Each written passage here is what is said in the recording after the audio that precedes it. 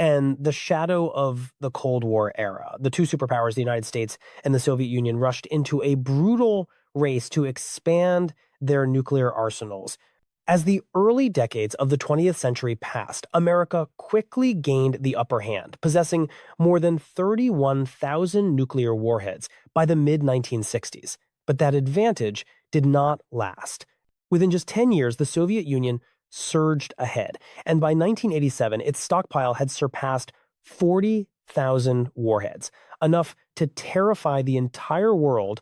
After the Soviet Union collapsed, a series of arms control and reduction agreements significantly lowered the number of civilization-ending warheads worldwide. But hopes for a safer world were quickly dimmed when China, an increasingly powerful rising state, suddenly entered the game. With hundreds of nuclear warheads, Beijing introduced a new threat to an already fragile balance of power. From facing one primary nuclear rival, Russia, the United States now has to confront two nuclear powers capable of wiping out life on this planet. According to figures from the Federation of American Scientists, Washington currently has roughly 3,700 nuclear warheads. Meanwhile, about 1,770 of those warheads are deployed in a ready-to-use posture. The rest remain stored in reserve stockpiles. America's land-based nuclear strike system relies on 400 Minuteman, 3 missiles deployed across Midwestern states. These missiles have a range exceeding 9,600 kilometers, and each missile can carry 3 independently targetable warheads, enough to destroy multiple targets within minutes. One of the most recent tests took place in November 2025 when a Minuteman III missile was launched from Vandenberg Space Force Base, flew more than 6,700 kilometers across the Pacific, and struck a target in the Marshall Islands. Notably, the launch was commanded not from the ground, but from an E-6B aircraft, part of America's airborne nuclear command and control system. This demonstrates that the United States can initiate a retaliatory strike even if ground-based control centers are destroyed. However, what truly forces adversaries to remain cautious is the power of the United States' nuclear triad, 3 layers of destructive capability able to strike from land, air, and sea, especially the nuclear submarine force, which provides most credible deterrence. A single Ohio-class submarine can carry up to 20 Trident II missiles. Each missile can hold multiple independently targetable warheads. These submarines operate quietly beneath the ocean for months at a time, ready to deliver a surprise retaliatory strike if the United States is attacked. The final component of the triad is America's strategic bomber force. The U.S. Air Force fields nuclear-capable bombers, such as the B-52 Stratofortress and the B-2 Spirit. These aircraft can carry strategic bombs or cruise missiles capable of inflicting devastating damage on any opponent. In particular, the introduction of the next-generation stealth bomber B-21 Raider shows that the United States is accelerating modernization of this force, with the ability to penetrate advanced air defense systems. The B-21 can deliver surprise strikes with high precision and massive destructive power. While the United States currently has only 19 B-2 bombers in service, many experts predict the B-21 Raider order will reach at least 100 aircraft, potentially expanding to 200. These next-generation bombers are not merely deterrent symbols. They are precision strike tools, supporting flexible response strategies across every level of conflict, from regional crises to full-scale war. At the same time, Washington is pushing a plan to replace the Minuteman system with a new intercontinental ballistic missile called Sentinel, expected to enter service in 2029. This new missile uses a modular design to reduce maintenance costs and improve future upgrade potential.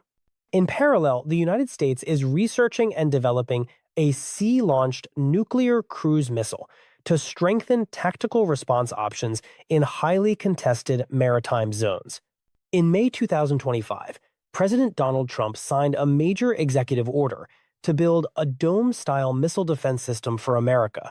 inspired by Israel's Iron Dome. But defense experts immediately raise concerns such a system has never been tested under the conditions of an all-out nuclear attack, where speed, scale, and destructive power far exceed conventional missile threats. While the United States restructures its strategic posture, Russia, the country that currently holds the largest nuclear stockpile on Earth, continues to display power without hesitation. According to the Bulletin of the Atomic Scientists, Russia possesses roughly 5,460 nuclear warheads, with more than 3,200 in a ready-to-use posture, including 1,007, 120 strategic warheads, and about 1,500 tactical warheads. These numbers are enough to force any country to think twice. A distinctive feature of Russia's nuclear doctrine is its emphasis on mobile launch capability. Missile systems, such as Topol-M and RS-24 Yars, are mounted on specialized military trucks and constantly moved across different areas, making them extremely difficult to locate and destroy in a preemptive strike. In addition, Russia maintains heavily fortified underground silos housing missiles, such as the SS-18 and the super weapon RS-28 Sarmat, which NATO has nicknamed Satan II.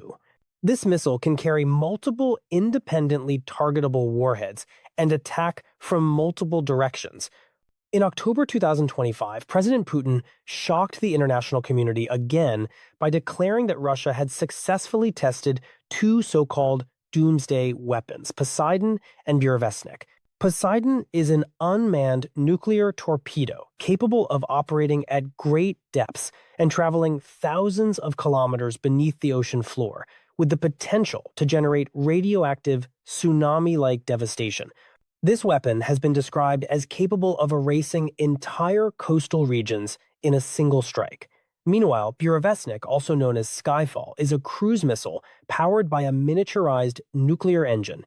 It can stay airborne for long periods and evade most existing defense systems. According to Russia's Chief of the General Staff, Valery Gerasimov, a recent test suggested Burevestnik could remain in the air for up to 15 continuous hours and travel a distance of roughly 8,700 kilometers. Reports from Norwegian intelligence indicated the launch took place near Novaya Zemlya, and the missile's flight duration this time far exceeded all previous trials. Since 2016, Russia has quietly developed Burevestnik as part of a strategy to create strikes that cannot be stopped by fielding weapons designed to bypass the entire missile defense architecture currently deployed NATO and the United States. Moscow has reshaped global deterrence by combining Poseidon, Burevestnik, and existing ballistic missiles into a multi-directional strike system, capable of attacking from land, air, and the ocean depths, making it harder for opponents to predict and respond effectively. Russia's nuclear doctrine does not stop at retaliation after being attacked. Instead, Russia has pursued a strategy often described as escalate to de-escalate, delivering a limited tactical nuclear strike early in a conflict to shock and pressure an opponent into backing down. This concept alarms observers in a regional crisis. If Russia believes its national security is seriously threatened, it may view nuclear use as a tool to gain strategic advantage. Ladies and gentlemen, what is especially terrifying is that nuclear competition is no longer defined only by the United States and Russia. China is accelerating rapidly and may be changing the nuclear equation for the entire planet. For decades, China maintained a relatively limited nuclear posture. But in recent years, Beijing has begun expanding at a speed that is difficult for the world to ignore. According to multiple Western assessments, China is building new missile silos at scale and increasing production of nuclear-capable delivery systems. If this trajectory continues, China could possess a warhead stockpile large enough to fundamentally alter the balance between the superpowers.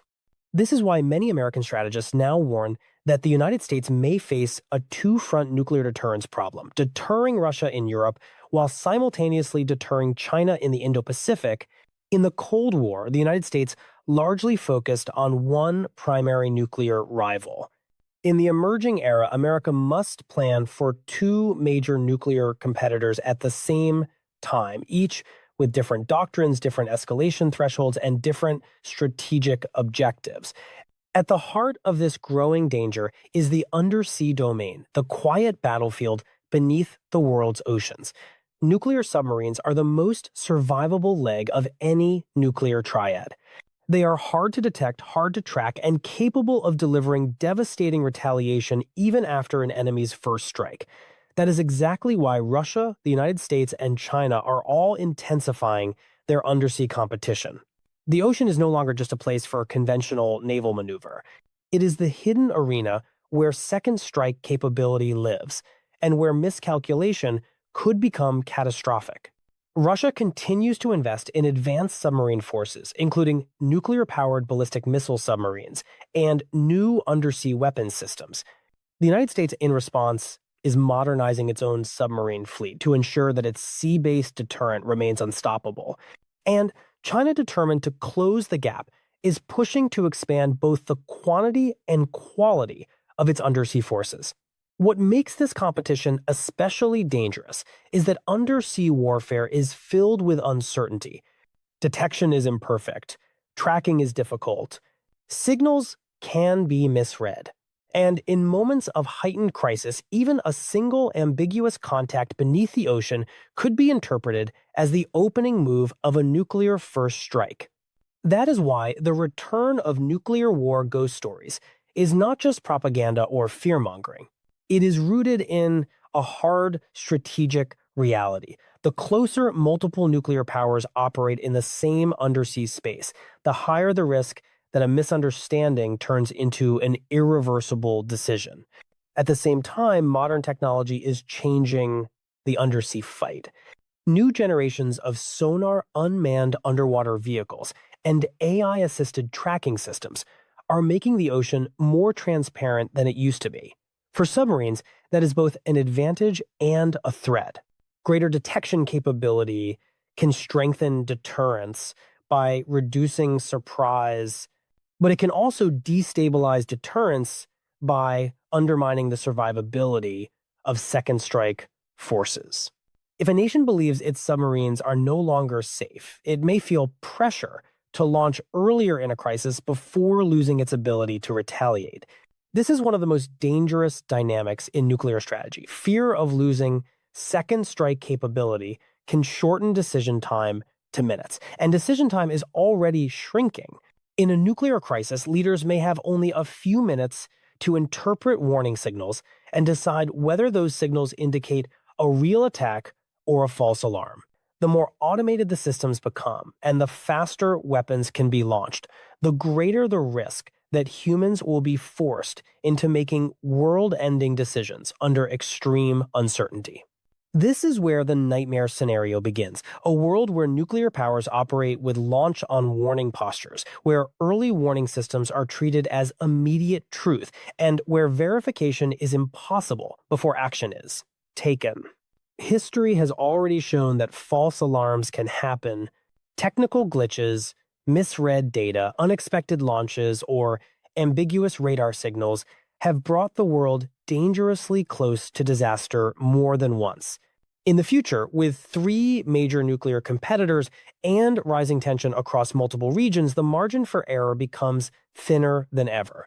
That is why nuclear weapons are not only a question of technology or raw numbers, they are a question of responsibility, communication, transparency, and control.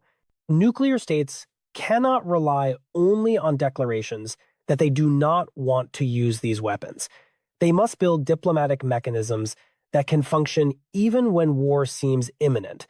If full disarmament is not possible, humanity at least needs a durable dialogue system. So every misunderstanding can be clarified, every false signal can be verified, and every side understands the price the entire human race will pay if a single wrong decision is made. Only then can the world ensure that weapons capable of destroying civilization are never used, not because they do not exist, but because humanity is wise enough not to touch them even once. Ladies and gentlemen, that is the end of our video. Thank you for your attention and for watching.